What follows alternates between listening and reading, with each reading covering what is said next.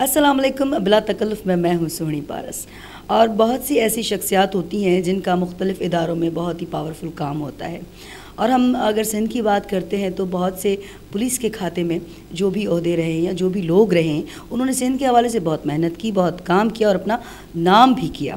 और इसी तरह आईजी का ओहदा जो होता है वो भी बहुत बड़ा ओहदा होता है और बहुत वक्त वहाँ पर गुजार कर उन्होंने, जिस शख्सियत के साथ हम मौजूद हैं, उन्होंने बहुत काम किया। लेकिन आज हम उनके प्रोफेशनल की ज़िंदगी पे हम बात नहीं करेंगे, उनकी ज़िंदगी पे बात करेंगे। जो उनकी पर्सनल लाइफ है उस पे बात करेंगे कि वो कब उठते हैं, कब हंसते हैं, कब खुश होते हैं, कब दुखी होते हैं, कब लड़ते हैं, कब झगड़ते हैं। और पुलिस के खाते में ये कॉन्सेप्ट है कि लोगों आमतौर पर देखा गया कि वो रूड होते हैं, रूखे होते हैं और पेशानी पे हमेशा बल होते हैं। लेकिन जिस शख्सियत के साथ आज हम मौजूद हैं, इस ओहदे पे, आईजी के ओहदे पे रहते हुए भी हमने कभी उनको मतलब ऐसा नहीं देखा कि उनको रूड देखा या रूखा देखा या पेशानी पे बल देखे। बहुत ही हंसता मुस्कुराता चेहरा। और नुसरत मंगन साहब हमारे साथ हैं। अस्सलाम वालेकुम सर। अस्सलाम वालेकुम जी। सर कैसे हैं? ठीक हैं आप? मैं बिल्कुल ठीक हूँ सर। आपकी जो प्रोफेशनल लाइफ है, मैंने जैसे कि कहा कि हमारा बिला तकल्लुफ़ प्रोग्राम, उसमें हम ज़िंदगी पे बात करें, अपनी ज़ाती ज़िंदगी पे। पहले तो मैं आपको ये बताता चलूँ कि मैं आईजी प्रिजन्स रहा और तकरीबन सिंध में आईजी प्रिजन मैंने 6 साल से ज़्यादा सर्व किया और मैं हाल ही में रिटायर्ड हुआ हूँ और अब वो आज़ाद पंछी की तरह और आज़ाद ज़िंदगी गुजार रहा हूँ। जहाँ तक बचपन, जवानी और फिर प्रोफेशनल लाइफ और उसके बाद अभी रिटायरमेंट का फेज़ है, तो ये सारे फेजेस देख लिए हैं। और जैसे आपने कहा कि माथे पे बल आते रहते हैं, और बल्कि हमारे प्रोफेशन में तो बल नहीं, बल आते हैं, बार आते हैं, क्योंकि बहुत सारे प्रेशर्स होते हैं, इंटरनल एक्सटर्नल, उन सबको देखना होता है। लेकिन अल्लाह का करम है और अल्लाह का शुक्र रहा कि थ्रू आउट माई करियर मुझे बहुत दोस्तों की सपोर्ट मिली और इसमें सिंध के अवाम की, और अवाम ने भी मुझे अप्रिशिएट किया। जो अच्छे काम किए थे तो उससे अवाम ने अप्रिशिएट किया। और फिर हालात भी ऐसे रहे कि अल्लाह ने मेरी थ्रू आउट कैरियर बड़ी स्मूथ सेलिंग रही और अब रिटायरमेंट है। अब आ जाएं निजी ज़िंदगी पे, तो जिस तरह से मेरी प्रोफेशनल ज़िंदगी में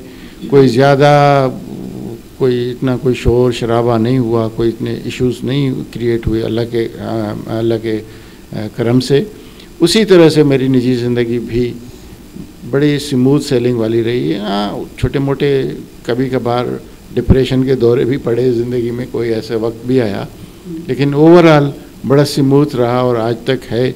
और अब तो ज़ाहिर है बच्चों के बाप अब उनके मतलब औलादों मतलब उस स्टेज पे आ गए हैं, तो लाइफ के मतलब एक नया डायमेंशन है जो अब हम एक्सप्लोर कर रहे हैं। अच्छा, वैसे भी हमने देखा है कि जो ये खाता है, पुलिस का खाता, उसका एक सख्त कॉन्सेप्ट है ना, कि हार्ड लोग होते हैं, सख्त होते हैं, उनके रवैये सख्त होते हैं। काम में तो होते हैं, प्रोफेशनली तो होते हैं, पर्सनल लाइफ में उसका वाकई आप पर्सनल लाइफ में भी ऐसे ही होते हैं? नो डाउट, जो बंदा जिस प्रोफेशन में होता है उसका रिफ्लेक्शन उसकी शख्सियत पे आता है, उसके चेहरे पे आता है, उसकी सोच पे आता है, उसके ख्वाबों तक आता है। तो ये तो अगर कोई कहे कि जी नहीं मेरी प्रोफेशनल लाइफ और है और मेरी पर्सनल लाइफ और है, तो मैं इससे इख्तिलाफ़ करूँगा। रिफ्लेक्शन ज़रूर आता है आप में, वो बहुत सी, अगर आपके ऊपर प्रेशर ज़्यादा होता है तो आपकी निजी ज़िंदगी में भी, आपकी घरेलू ज़िंदगी, आपके दोस्तों के साथ आपके रवैयों में भी उसका कहीं ना कहीं अक्स नज़र आता है। अच्छा, कभी कभी ऐसा होता है कि जैसे कि आपका प्रोफेशनल है, आपका ये जो प्रोफेशन है, इसमें बहुत से रिश्ते हमसे खो भी जाते हैं, बिछड़ भी जाते हैं, छूट भी जाते हैं हमारे काम की वजह से। आपके साथ ऐसा हुआ? बिल्कुल। ऐसा तो नहीं हुआ कि रिश्ते छूट गए या दूर हो गए। हाँ, रिश्तों में कहीं ना कहीं दरारें ज़रूर महसूस की कि हम लोग, क्योंकि दोस्त यार और रिश्ते बड़ी एक्सपेक्टेशन रखते हैं कि जी ये बड़े किसी पोस्ट पे है तो ये सब कुछ है। अच्छा, वो हमारे पर्सपेक्टिव से, हमारे एंगल से वो नहीं देख रहे होते, वो अपनी, उनके देखने का ज़ाविया कुछ मुख्तलिफ होता है। वो ये समझते हैं कि जो हम काम लेकर जा रहे हैं, जो बात करने जा रहे हैं, तो वो इनके हाथ में, और ये अगर चाहें तो हो जाएगा। और बहुत दफ़ा वो आकर यही कहते थे, तो आपके तो यक जुम्बिश कलम से ये काम हो सकता है, तो आप काम करते नहीं हैं, या आप किसी को फ़ोन खड़का देंगे तो ये हमारा काम हो जाएगा। लेकिन हमें देखना पड़ता है पहली बात तो काम की नौइयत का है। मैंने अक्सर इस तरह के मामलात में कुछ दोस्त यारों को नाराज़ ज़रूर किया है। अच्छा ये बताएं कि फैमिली बहुत ही एक सेंसिटिव इशू होता है। हमारी जो फैमिली होती है ना, वो हमारे साथ एक स्पिरिचुअली ज़ाहिर अटैचमेंट है, और आपका जो शोबा है उसमें हर वक्त थ्रेट्स होते हैं, ज़िंदगी के थ्रेट्स होते हैं, फैमिली को थ्रेट्स होते हैं। तो क्या कभी फैमिली ने कहा कि सरेंडर करो, छोड़ दो?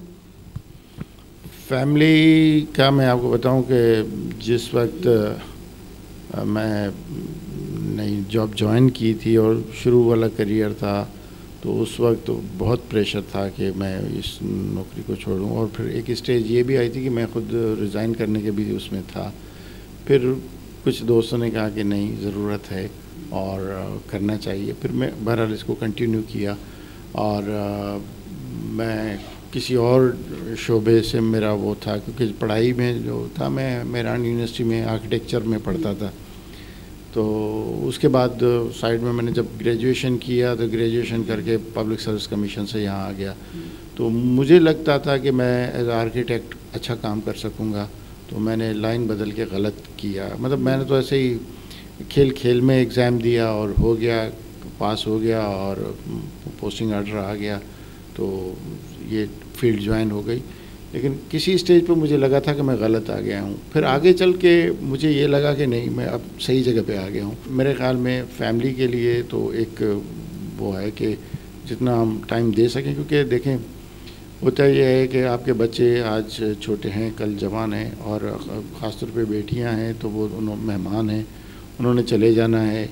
और अगर आपका बेटा है तो उसने भी शादी करके, वो भी आज के दौर में तो वो भी मेहमान ही है, या अगर वो नहीं है तो आप उसके घर में मेहमान हैं। तो इसी सूरत में ये है कि जितना टाइम अच्छा गुजर सके बच्चों के साथ, चाहे नौकरी के दौरान गुजरे या उसके बाद गुजरे, तो उससे बड़ी गनीमत कुछ भी नहीं है। मुझे एक वाक़या याद है, एक हमारे सीनियर थे, तो बातों बातों में मैंने उसे उसके बच्चों का पूछा, तो उसकी बेटी अमेरिका गई हुई थी पढ़ने के लिए।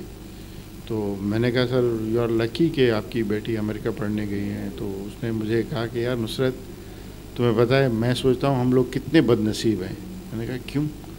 बोला, हम अपनी ज़िंदगी की जमा पूंजी इस बात पे ख़र्च कर रहे हैं कि बच्चे, हमारी सबसे प्यारी चीज़ जो हमारी औलाद है वो हमसे दूर हो जाए।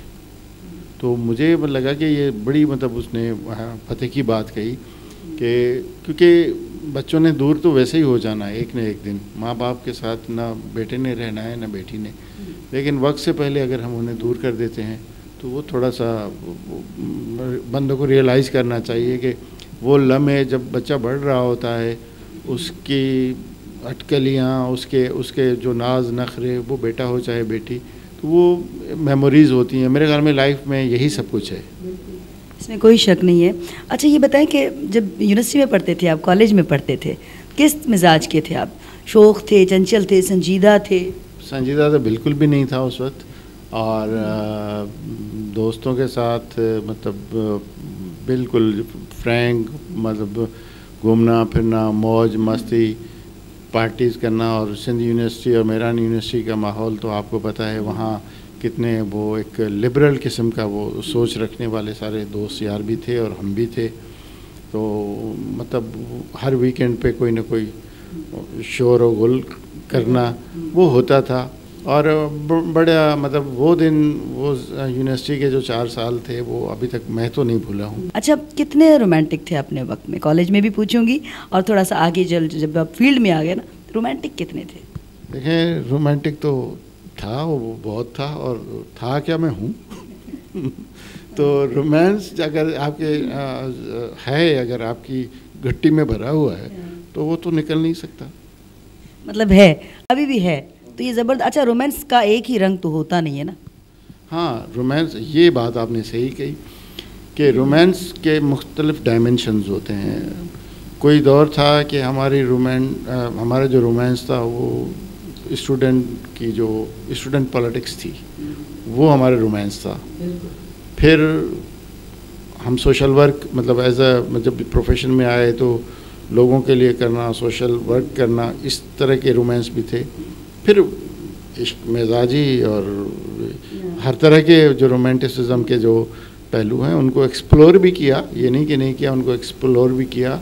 और मैं तो कहता हूँ जो बंदा रोमांटिक नहीं है तो वो फिर शायद बंदा ही नहीं है। मैं तो ये कहूँगी जो रोमांटिक नहीं है वो बंदा मुकम्मल ही नहीं है ना, वो पूरा ही नहीं हो सकता, वो कभी पूरा हो ही नहीं सकता। अच्छा, गुनगुनाया कभी? नहीं, बिल्कुल भी नहीं गुनगुनाया, क्योंकि आवाज़ कभी अच्छी थी नहीं आज तक।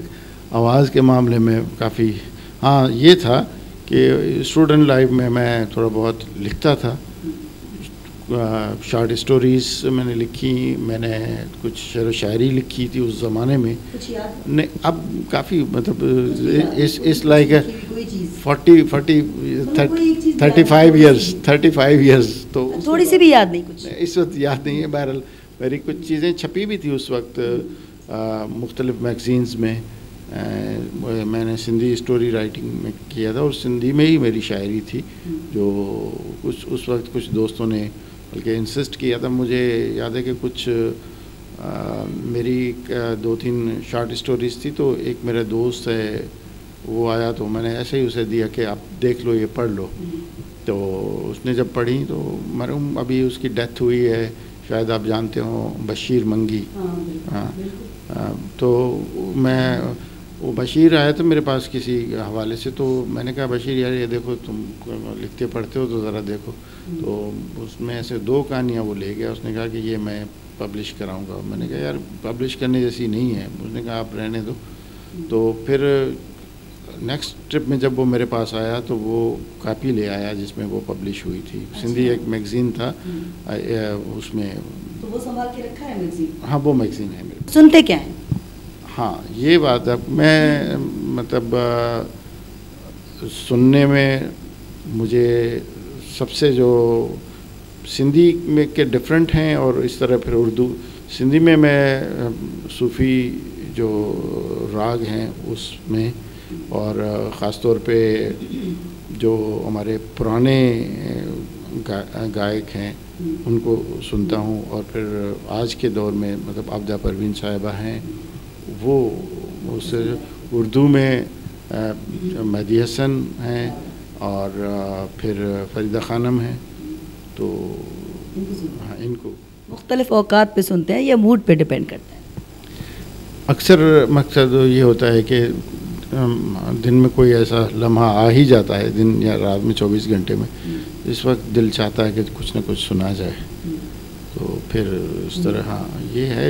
या जैसे सिंधी में हमारे उस्ताद अब्दुल गफूर थे, मरहूम मोहम्मद यूसुफ थे, पठानों खान सराइकी में। तो ये वाले पठानों, मुझे याद है कि मेरे पास एक छोटा सा कैसेट प्लेयर होता था हॉस्टल में जब हम रहते थे यूनिवर्सिटी में। तो उसमें पठानों खान की सीडीज़ मेरे पास होती थी, मेहदी हसन साहब की होती थी, जगजीत सिंह। और ये उस वक्त। अच्छा, कोई कह नहीं सकता कि कोई पुलिस वाला ये बातें कर रहा है। कॉन्सेप्ट बना हुआ है, एक तस्वर बना हुआ है, खाका बना हुआ है लोगों का कि जो पुलिस के खाते में जो लोग भी होते हैं वो इतने सेंसिटिव हो ही नहीं सकते। मैं तो आपको बताऊं, शायद ये मिसकंसेप्शन है। बहुत से लोग हैं और बहुत से बड़े नाजुक मिजाज और अच्छी हिस्स रखने वाले लोग मुख्तलिफ डिपार्टमेंट्स में हैं। पुलिस तो क्या, आपको फ़ौज में भी मिल जाएंगी। पुलिस का काम ही कुछ इस तरह का है ना कि उनसे कोई सेंसिटिव चीज़ें कम ही जोड़ी जाती हैं। हाँ, वो हमने एक इमेज बनाया हुआ है ना कि मतलब ये ऐसा है तो ये ऐसा ही होगा।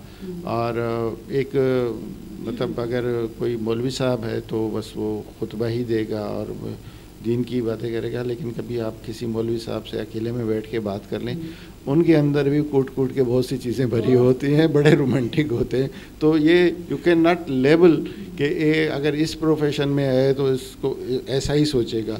सोच का ज़ाविया मुख्तलिफ हो सकता है, प्रोफेशन डिफरेंट हो सकता है। आखिर में मैसेज क्या देना चाहेंगे देखने वालों को? मैसेज ये है कि ज़िंदगी बड़ी मुख्तसर है, खुश रहें, खाएं पिएं मौज करें और ज़िंदगी में टेंशन न लें, न टेंशन दें, क्योंकि पता किसी को नहीं लगा कब किसकी बत्ती गुल हो जाए। और ख़ास तौर पे अल्लाह माफ़ करे ये जो कोरोना की सिचुएशन है, इसमें तो बहुत अनसर्टेन है और देखते ही देखते बहुत सारे प्यारे हमसे बिछड़े हैं और बिछड़ रहे हैं। अल्लाह ताला उनको अपने हिफ्ज़ व अमान में रखे। थैंक यू सर, आपने वक्त दिया, बहुत बहुत आपका शुक्रिया। इंशाल्लाह फिर मुलाकात होगी। Thank you.